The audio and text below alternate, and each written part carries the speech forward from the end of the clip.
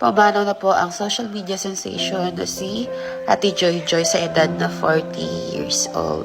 Nakakalungkot lang isipin na nabawasan na naman tayo ng magpapasaya sa atin, lalo na lagi ko siyang pinapanood, nakakaaliw siya, lalo na mga jokes niya, mga pilosopong mga jokes niya.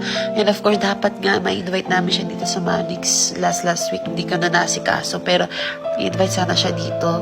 Pero ganun yung nangyari, na-aksidente siya, na-atake ata siya ng epilepsy, then nahulog siya sa basta mataas yun. So, yun, dinala agad sa bahay nila. Dapat dinala na lang sana nila sa ospital. So, wala naman ako dun sa kaganapan na yun. Siguro, dinala sa bahay kasi akala makakasurvive. Pero ending, hindi siya nakasurvive.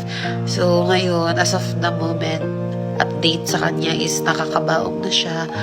So, pagdasal na lang natin siya. Pagdasal na lang natin yung kaluluwa niya.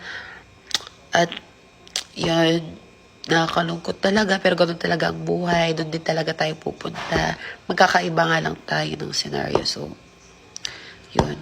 Pag-pray na lang natin siya. Condolence po sa lahat ng pamilya ni Ate Joy Joy.